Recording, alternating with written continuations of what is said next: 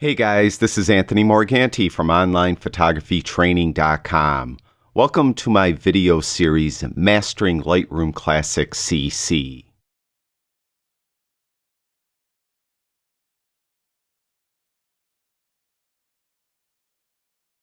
In this video, I'm going to demonstrate how to process a portrait from start to finish. And what we're going to be doing in this video is in my ebook.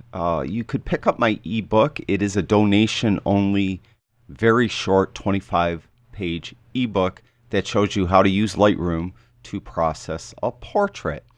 We're going to be working on this image mostly, and those of you that have purchased the raw files have this image in your pack. I am going to do just a couple things with this image, whiten teeth and maybe reduce some of those bags under her eyes. This is the image I actually used in the ebook. Unfortunately, I cannot give this image away because it is not mine. It is a stock photo image from Adobe Stock. So in the description below this video, I'll have a link so you could, if you want, purchase this image from Adobe Stock, and I'll also have a link to my ebook. So back to processing a portrait. With Lightroom, you could process a portrait pretty well for most situations. Now, if you're expecting to process an image for a Maybelline ad where the model's skin is absolutely flawless, you're probably not going to be able to do that with Lightroom. You're going to need Photoshop or a portrait-specific application like Portrait Professional to process that type of image. But with Lightroom, you could do just about everything else, really. And it's really up to you of how much of a heavy hand you want to use when you process the portrait. Personally, I barely process portraits, meaning I don't do a lot of processing on my portraits in most situations. There were some times in the past where I had to do ads, ad copy, and I had to more heavily process the image than I normally would. In this video, I'm going to show you pretty heavily how to do it because you could always back down from the settings I'm going to be showing you, and I'll demonstrate that as we go. I'm going to go in the order that I normally go. You really could do these various steps in any order you like. What I usually start out with is blemish removal first. So on this picture of my son Joe, he's got some blemishes. And to do that, we're going to use the spot removal tool. We're going to have it in heal mode. We're going to keep feather somewhere between 70 and 100 usually works really well.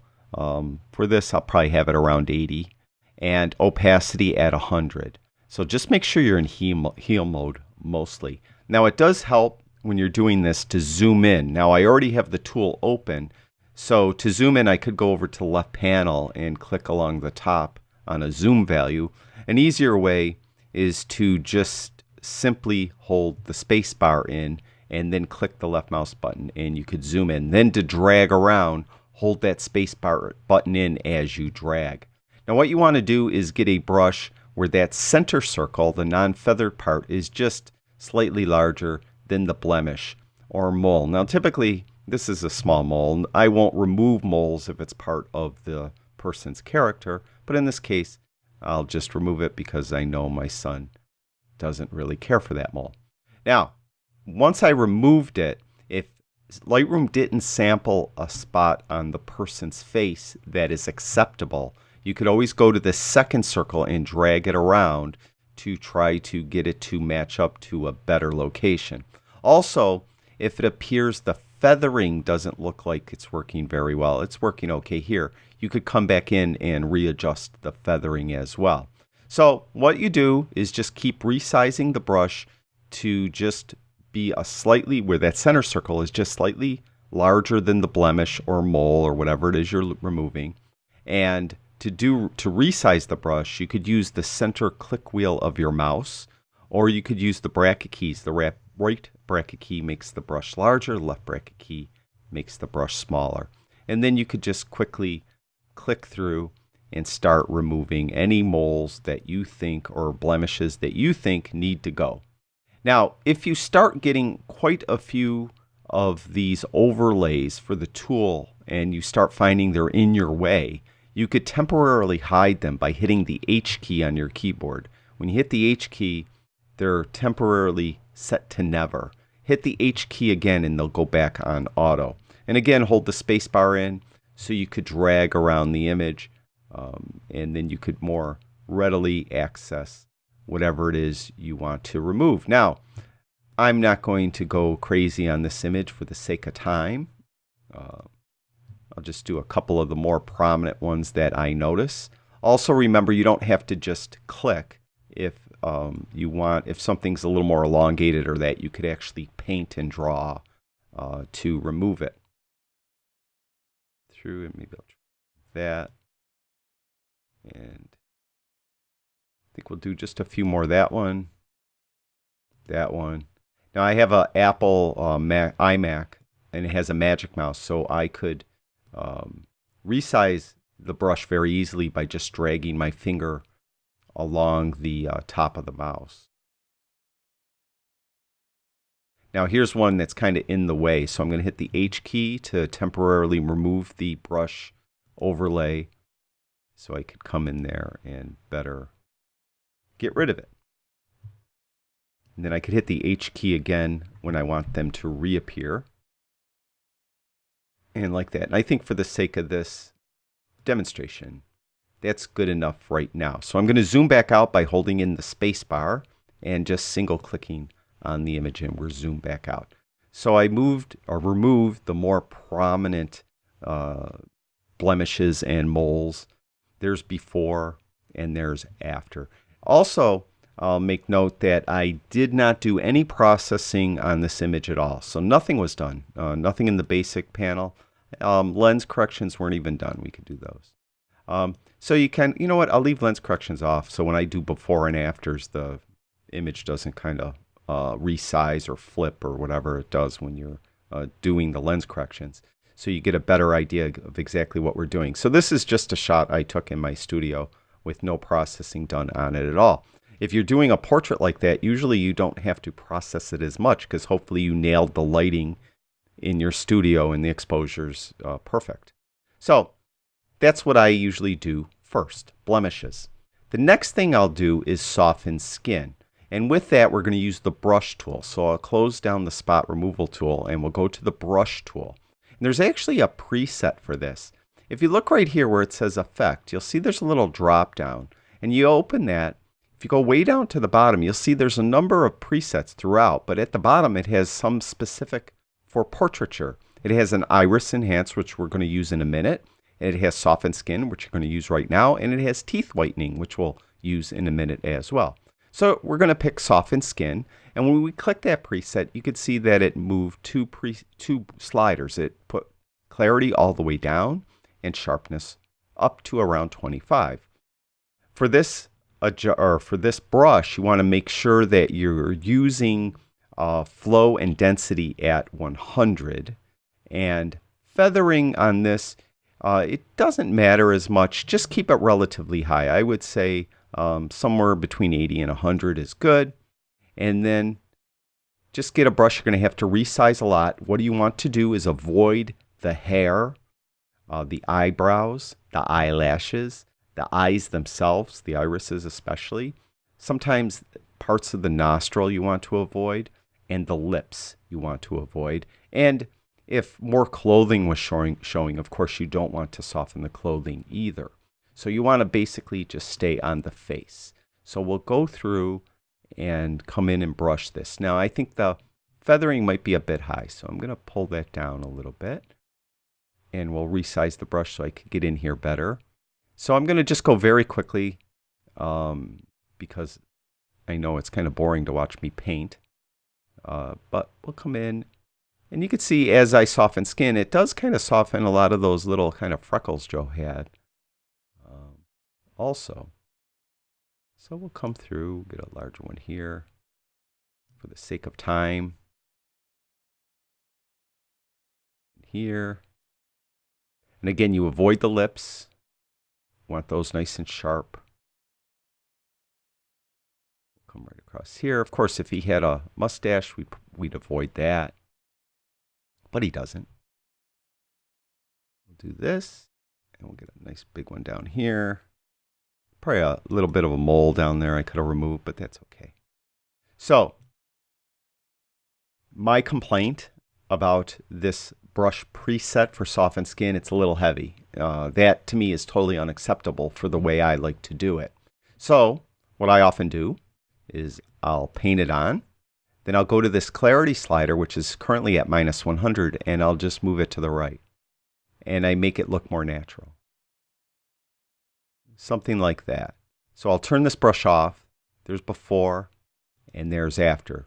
So that's a little more natural. Now I could create my own brush preset for this so that I don't have to constantly choose that one specific brush preset that we use soften skin and then have to readjust it later. So I brought clarity down, let's say to -46, 45 in there somewhere. Let's bring sharpness up just a touch more. And I want to make a brush preset for this. So I'm going to click on this drop down, and you could see at the bottom it said there's a couple things. We could update the existing preset, but for some reason, part of me, I never want to mess with the existing stuff that comes in any software, including Lightroom. So I'm going to leave that alone. I just want to create a new one. So right above that is Save Current Settings as New Preset. We'll click there, and I'm going to go Morganti Soften Skin. You call it whatever you want. Just call it whatever you want and click Create. Now I could just use that specific preset. It's right there, Morganti Soften Skin, whenever I want to soften skin, and I won't have to readjust anything. So I think the skin looks pretty good. The next thing I usually do is the teeth. Unfortunately, Joe's not showing us his teeth. That's why I have this other image here. On this image here, we'll do teeth with this. And I'm going to zoom in to get a good look at our teeth. And we're going to go back to our brush. And remember, there was a preset for teeth whitening. And it works very well. We'll just use that. And what you want to do, again, is get a brush that will, paint on her teeth okay. But you want to avoid her gums and her lips. So make sure you have that. And then density and flow at our 100. Also on both brushes I use today, auto mask is not checked. Feathering, I'm going to make it a little less feathered. I think more like around 50. You could experiment with feathering and see what works best for you. So you could come in here and you could see what a great job it does. And if you made a mistake, like you could see I touched her gum right there. We'll fix that in a minute. So we'll come in here and whiten up her teeth. And of course, I could resize the brush. I'm using bracket key for that. We'll get this back tooth over here. Now, since I kind of messed up right there a little bit, let's get right in there. Right in there. Very good. Also, I could just look at the mask overlay by hitting the O key on my keyboard, and I'll have this red overlay on there so I could see exactly where I'm painting and not painting. We'll hit the O key again to get rid of it. And if I want to erase, just go to the erase brush and get a brush that fits in there. And we can come back in here and get the red back into her gum by erasing it there. So that is very simply how you whiten teeth. The preset right out of the box works great. And I don't see a need to change that at all. So we'll zoom back out. And you can see there is before and after, before, after. Now we're going to jump back over to Joe and we're going to continue our processing over here. The next thing we like to do is enhance irises. So I'm going to zoom in on Joe's irises and we're going to go to the brush tool again.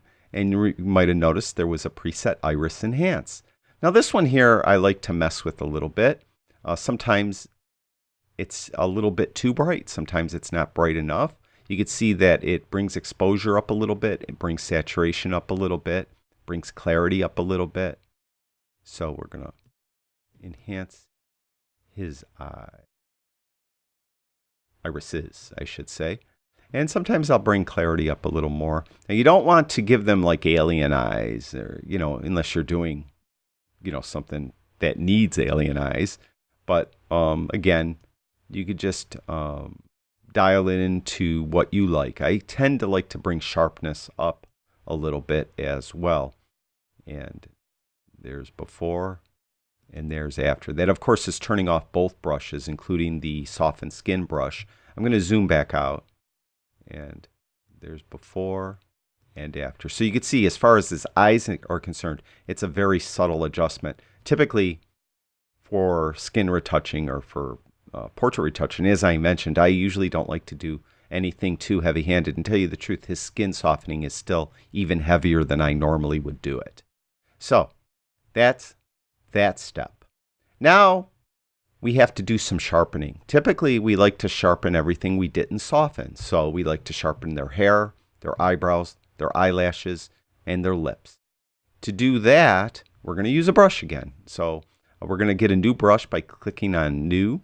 We're going to reset all these sliders by double-clicking on the word Effect. So they're all reset. And then what we're going to do is we're going to turn clarity up a little and sharpness up a little. And we're going to come back and readjust those as we need. So you could do multiple brushes. You don't have to do one brush. You could do like one brush for the hair with certain settings that sharpen the hair. Then another brush for their lips with specific settings for their lips. It really doesn't matter. I'm going to use a different brush for their lips. For their hair, eyebrows, and eyelashes, I'm going to use the same brush. So we'll come in here, and you can see it's not, I have the settings not set well for this right now, but you can see what it's doing. And again, remember, you could turn the overlay on by hitting the O key on your keyboard. You also could click this little checkbox in the lower left-hand corner. But this helps you see exactly where you're painting so that you make sure that you're covering all their hair. Adjust the size of the brush and the feathering of the brush as needed. Again, you're going to have auto mask off, and you're going to have flow and density at 100. So we'll get a smaller brush for in here, like this. So that, for the sake of this demonstration, is pretty good. So we're going to turn off the brush, or turn off the overlay by hitting the O key again. And I don't like how that looks. So we're going to take clarity down a touch, or quite a bit, actually. Take sharpness down a bit. And that, to me, looks much better. There's before and there's after. And then we're going to take the same brush and we're going to enhance his eyebrows and enhance his eyelashes. Now you don't have to like get each individual lash. Just get a small brush and kind of paint over them best you can. It's a little, tell you the truth, it's a little easier with a person that is wearing fake eyelashes because they're pretty sharp to begin with. And they're a little easier to paint. With men, or most people at least that aren't wearing false eyelashes, they tend to be a little sparse, so they're a little more difficult to paint. All right, so I sharpened the hair, I sharpened the eyebrows, I sharpened the eyelashes. Now we got to do something with those lips.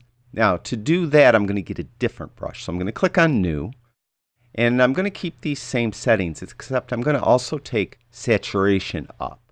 I didn't want to increase the saturation of his hair, eyebrows, or eyelashes, but I do want to increase the saturation of his lips. Just makes him look a little healthier. Probably brought saturation up a little too high.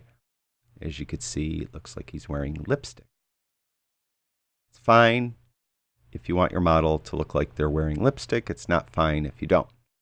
So what we want to do is we just want their lips to look like they're healthy, not, not necessarily lipstick healthy.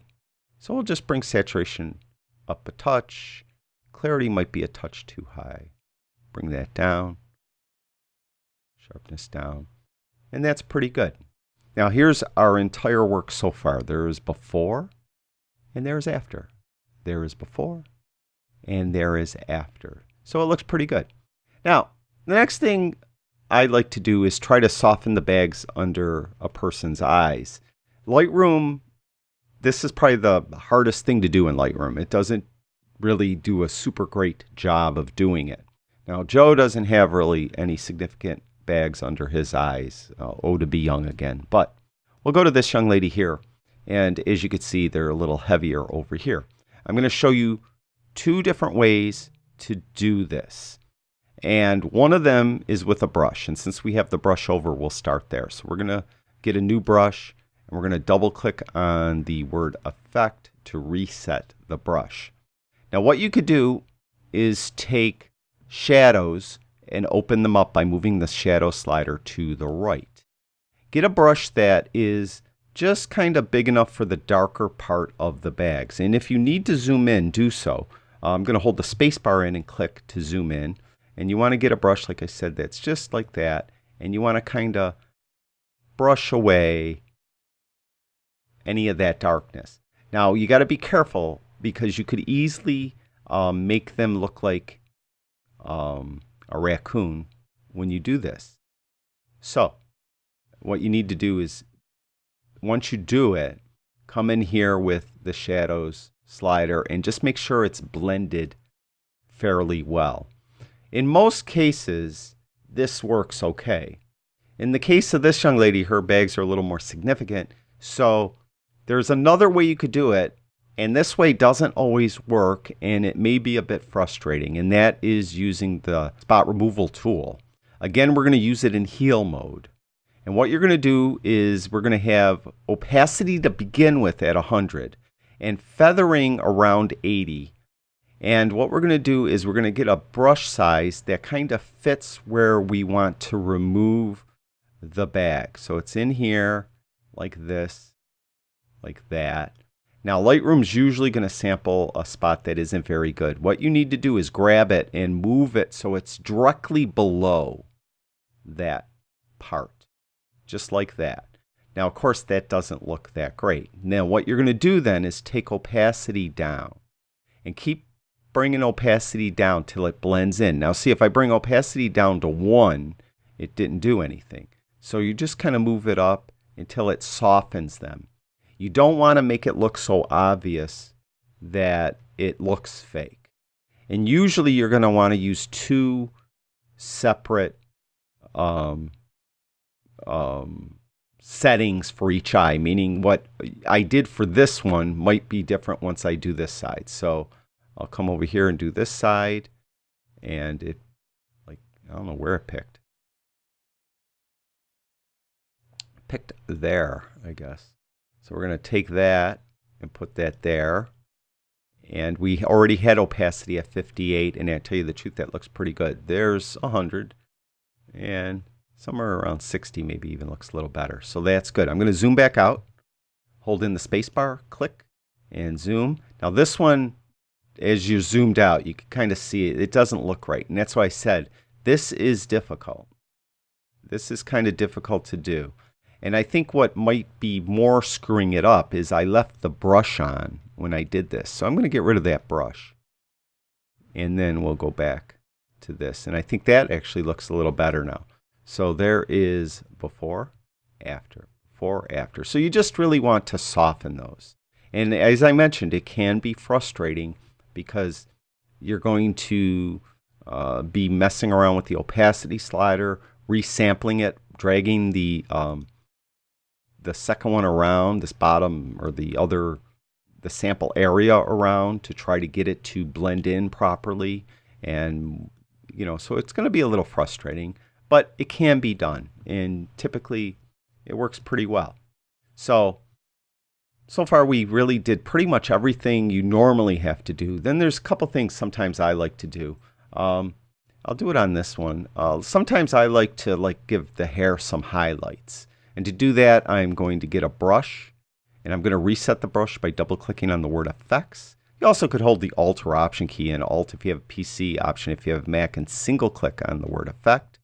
We're going to again keep flow and density at 100, auto mask not checked. And we're going to just take exposure up.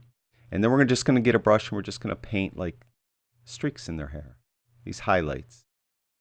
And you could then come in and readjust exposure if this is too bright or not bright enough or anything like that. But sometimes I like to do that, just to add a little more interest to the hair. You could do it on Joe too, for that matter. Come in. Now, because he has darker hair, it's a little more difficult. You could take shadows up too. Doesn't look as good on Joe. He's got a lot of highlights in his hair by the way I lit him. You could see. So it's not as effective on Joe. But that's typically what I do. From start to finish. And again, I believe that this skin softening's a little bit too much. So I'm going to pull that down. And there is before, and there's after. Before, after. Very simple. So, you know, try it.